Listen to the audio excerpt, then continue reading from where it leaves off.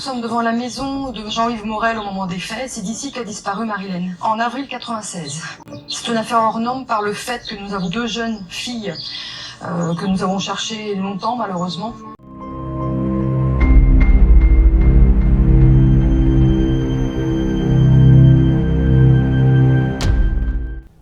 Aloha, j'espère que vous allez bien. On se retrouve aujourd'hui pour une nouvelle affaire. J'espère que vous avez passé de très bonnes vacances et que vous avez pu en profiter et profiter des gens que vous aimez et vous reposer. Ça a été mon cas malgré un temps plutôt mitigé. Je n'ai pas eu le temps encore de finir ma vidéo sur le trail. Elle ne saurait tarder.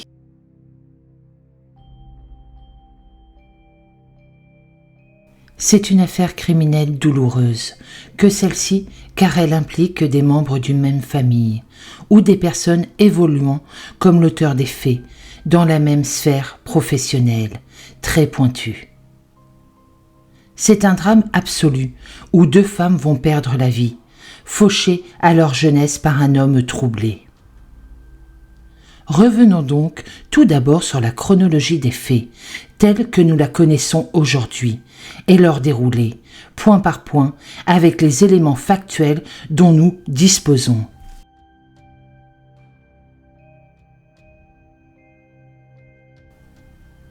Nous sommes le 5 avril 1996, à La Frayenne, près de la petite ville de Notre-Dame de Gravenchon, dans le département de la Seine-Maritime. On est en Normandie, le pays du bien vivre. La grande située portuaire du Havre n'est pas très loin, 45 km à peine, tout comme la préfecture Rouen, à 50 km. Ici, il y a tout juste 2000 habitants, des hommes et des femmes qui vivent paisiblement dans ce bout du pays de Caux. Jean-Yves Morel, technicien de laboratoire, a assassiné sa belle-sœur Marilène Rousset, âgée de 17 ans, et le 26 juin 1997, Elisabeth Griffin, étudiante en chimie et qui était stagiaire dans l'entreprise où il était employé. Elle est décrite comme toujours souriante, joviale, mais également en conflit avec ses parents. Le père met 4 jours avant de déclarer sa disparition aux gendarmes de la brigade territoriale de la gendarmerie de Notre-Dame de Gravenchon, pensant au départ à une fugue. C'est un peu surprenant aujourd'hui, mais c'est ainsi. Il apparaît que le vendredi, avant sa disparition, elle est allée déjeuner chez sa sœur Nadine, près de son lycée. Et d'après cette dernière, elle allait bien. Nadine s'est rendue à son travail et a laissé sa sœur finir de laver la vaisselle. Mais depuis, plus personne ne l'a revue. En revanche, elle laissera un mot, posé en évidence sur la table. « Je pars, ne vous occupez pas de moi, on se reverra bientôt, mais pas avant mardi. » Plus tard, un graphologue requis dans le cadre de l'enquête indiquera que le mot vient bien d'elle. Il n'y a pas de doute à ce sujet. En décembre, 8 mois plus tard, Marilène, toujours disparue, ayant atteint l'âge légal de la majorité, l'enquête est classée. En juin 1997, une autre étudiante en chimie, également de Rouen, disparaît à son tour. Il s'agit de la jeune Elisabeth Griffin, décrite comme une étudiante modèle, jeune fille sans histoire, pondérée et calme, qui aurait disparu en pleine période de ses examens partiels. Cette disparition est vite considérée comme inquiétante, et les gendarmes de la brigade de recherche de la gendarmerie du Havre, qui ont été chargés de l'affaire, co-saisis avec la section de recherche de la gendarmerie à Rouen. Le 3 juillet 1997, 10 jours après sa disparition, la voiture de cette dernière est retrouvée sur un parking de Lillebonne, en Seine-Maritime, entre 2 barres d'HLM. Ouverte, clé sur le contact, avait son sac à main à l'intérieur.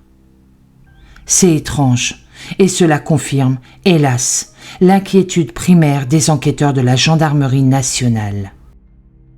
La similitude entre ces deux disparitions inquiétantes réside dans le fait qu'elles ont toutes les deux été en contact avec le dénommé Jean-Yves Morel. L'une parce qu'il s'agissait de son beau-frère, l'autre parce qu'elle avait effectué un stage professionnel dans le laboratoire pharmaceutique du grand groupe Bayer, à Lillebonne, là précisément où travaillait Jean-Yves Morel.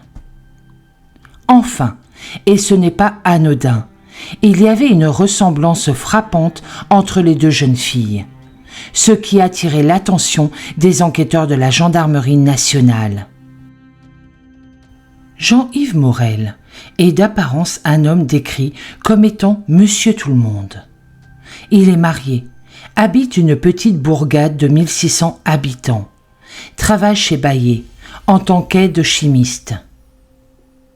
La façade affichée par cet individu est presque parfaite. Sa vie est sans histoire. Sa femme, ses enfants, son chien et ses rapports sont très amicaux avec ses voisins sur des sujets banals, aussi bien d'automobile que de sport, planche à voile, tennis, etc. De plus, il ne semble pas être de type colérique, mais il est une personne naturelle, calme, posé et réfléchi. Ses voisins et connaissances, après avoir pris connaissance des crimes de Morel, furent surpris et le dépeignent comme une personne intelligente et entourée. Son analyse psychologique s'avère plus complexe. D'autres de ses voisins le décrivent tantôt comme une personne intelligente et fière, tantôt comme un homme froid et solitaire. Cependant, sous cette façade d'homme sans histoire était dissimulé un meurtrier, doublé d'un adorateur de la pornographie, sa collection étant riche de nombreux magazines que l'on ne peut trouver à cette époque-là qu'en sex shop, et de plus d'une centaine de cassettes vidéo. Il s'est avéré être, tout au long de l'enquête judiciaire, un individu plutôt manipulateur, car il tentait à s'attribuer systématiquement le rôle de la victime, prétextant s'être retrouvé acculé par deux femmes agressives et où la seule issue pour lui était leur mort. Longtemps, les avocats ont cherché une justification à ces crimes, un moyen d'attendrir les magistrats. L'enfance de Jean-Yves Morel étant particulièrement visée et mise en avant. Lui-même et ses deux sœurs décrivent en effet une enfance tourmentée par un père violent, dont l'épisode le plus marquant et le plus traumatisant est celui où le père, faisant réviser un exercice de mathématiques à son enfant, sort à chaque erreur de son fils une tortue d'eau de l'aquarium et l'écrase devant lui. À la suite de la disparition des deux jeunes filles, dont la ressemblance physique est frappante, une enquête est aussitôt lancée par les autorités judiciaires du parquet du Havre, en Seine-Maritime. Jean-Yves Morel, qui est le seul lien connu entre les deux jeunes filles disparues, est placé en garde à vue, afin de permettre aux enquêteurs d'obtenir des informations complémentaires sur ces dites disparitions. Ce dernier relate des faits peu probants, jusqu'à ce qu'il déclare avoir vu l'une des deux victimes 3 jours après sa disparition déclarée. Mais les enquêteurs sont dépourvus face à cette déclaration qui semble jusqu'alors improbable. Il sera révélé quelque temps plus tard que Jean-Yves Morel avait, par le biais de cette fausse déclaration, tenté de gagner du temps sur sa période de garde à vue afin de troubler les officiers de police judiciaire. Jurez-vous de dire la vérité, rien que la vérité? Bien sûr. Pourquoi vous me demandez ça? C'est la procédure, monsieur Morel. Pouvez-vous décliner votre identité, votre date et lieu de naissance? Et nous parler de votre famille? Je m'appelle Jean-Yves Morel. Je suis né le 4 janvier 1965 à Dieppe. Mon père est prof de chimie pour la fac de Rouen et du Havre. Et ma mère était enseignante parce qu'elle est à la retraite à présent. Et j'ai 2 sœurs. Une qui est médecin et l'autre qui est informaticienne. Vous êtes marié? Oui, je me suis marié le 4 septembre 1995 avec Nadine Rousset. Et nous avons une petite fille qui va bientôt avoir 1 an. Elle est née en novembre l'année dernière et je m'occupe beaucoup d'elle. Je l'observe. Il est impassible, calme, serein. Je ne vois pas quelqu'un d'ému, quelqu'un de coincé. Il est tout à fait serein. On voulait comprendre la personnalité de cet individu. Concernant Jean-Yves Morel, c'était quelqu'un de très réfléchi, qui attendait qu'on ait fini de poser la question pour bien la comprendre, et qui à chaque fois avait une réponse tout à fait plausible. C'est une pièce de théâtre, une audition. Et vos cours sur les faits? Il faut que vous adaptiez votre caractère, votre diplomatie ou votre violence verbale en fonction de l'individu qui se trouve en face de vous. Et vos études, au diplôme? J'ai un bac B. Et depuis 11 ans, je travaille pour un labo à Lisbonne. Je suis technicien de laboratoire et j'y suis très bien. Et dans votre travail, vous avez affaire avec les stagiaires? Oh oui. Oui, régulièrement. J'ai même encore de très bons contacts avec certains d'entre eux. Il m'est même arrivé d'en inviter chez moi. Je pense à Michael, notamment, Thomas et Elisabeth Griffin. Et vous entendez bien avec votre famille? Il n'y a pas de problème. Et avec vos voisins? Nous avons de très bonnes relations avec nos voisins. Jean-Yves Morel est quelqu'un de tout à fait normal, c'est monsieur tout le monde. Il fréquente ses beaux-parents, la famille en général. Il sort avec son épouse et sa petite de temps en temps. Il n'avait pas un profil suspect, disons. Il avait un profil de monsieur tout le monde. L'homme idéal à tout point de vue, ça nous paraît quand même surprenant. Donc la première audition, les 4 premières heures, on n'arrive pas trop à percevoir le caractère de la personne. Il est assez réservé, calme. Il prend son temps pour répondre aux questions, mais on n'aborde pas le fond, si vous voulez. Par conséquent, face à trop peu d'éléments concrets, qui auraient permis son arrestation et son placement en détention, les enquêteurs de la gendarmerie nationale sont contraints de relâcher Jean-Yves Morel, alors qu'ils sont désormais persuadés de sa probable culpabilité. Ils décident donc de poursuivre l'enquête, sous l'autorité du parquet territorialement compétent et d'un juge d'instruction, dans le plus grand silence et la plus grande discrétion possible, dans l'attente d'une erreur, toujours possible et toujours attendue, du suspect présumé. Les investigations se poursuivent, mais sans grand résultat. Alors que l'enquête dure maintenant depuis 7 mois déjà, les enquêteurs de la gendarmerie nationale interrogent le plus proche voisin de Jean-Yves Morel, qui leur décrit un homme calme, simple. Aucun caractère particulier ne peut donc l'incriminer jusqu'alors. Nonobstant là encore, les enquêteurs vont s'intéresser au lopin de gazon, puisque d'après des sources sûres et vérifiées, Jean-Yves Morel aurait effectué des travaux de jardinage, très peu de temps après la disparition des 2 jeunes femmes. Fin avril, les gendarmes, à l'aide d'une sonde spéciale de type géoradar, vont, malheureusement, faire la macabre découverte des 2 corps dans cet espace récemment engazonné. Leur obstination et leur persévérance ont enfin payé. Il s'agit bien, après identification formelle, des corps des 2 jeunes femmes disparues quelques mois auparavant dans la région.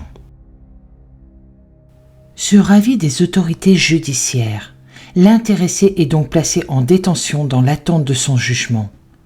Il fera des aveux plus complets en prison, après une tentative de mettre fin à ses jours.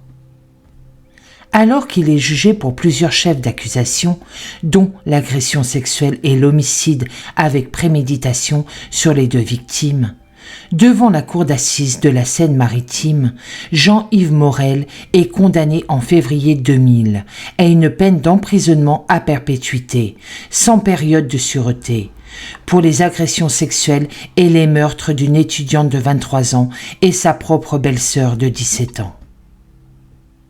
Le procès de Jean-Yves Morel est particulièrement marqué par le témoignage de Nadine Morel, l'épouse du prévenu, qui lors de son passage à la barre, où elle a été citée explicite, qu'elle se sent trahie et manipulée. Elle mentionne notamment l'existence d'une enfant, dont Jean-Yves Morel est le père. Je cite ses propres mots. « La personne qui a tué ma sœur et mon mari, c'est quelque chose de tout à fait particulier. De cette union, j'ai eu une petite fille qui a 3 ans. Elle a vécu cette situation comme nous. Je ne sais pas ce que sera l'avenir pour elle, mais je souhaite que, dans sa petite tête, tout soit clair. » Jean-Yves Morel est finalement libéré au cours de l'été 2022, après 24 années passées en détention. À sa libération, le contrôle judiciaire strict auquel il est astreint stipule, entre autres restrictions, qu'il lui est notamment interdit de se rendre dans la région de Rouen, lieu où les 2 crimes ont été commis, sous peine de retourner en prison. C'est la fin de cette affaire. Je souhaite énormément de courage à ces 2 familles et j'espère que ces 2 jeunes filles reposent en paix. Pour ce qui est du mois d'août, il y aura quelques vidéos. Je reprendrai mon rythme quotidien à partir du mois de septembre. La vidéo sur le trail devrait arriver sous peu sur ma chaîne. En attendant, je vous souhaite une très bonne journée. Je vous dis à bientôt dans une prochaine vidéo et surtout prenez soin de vous.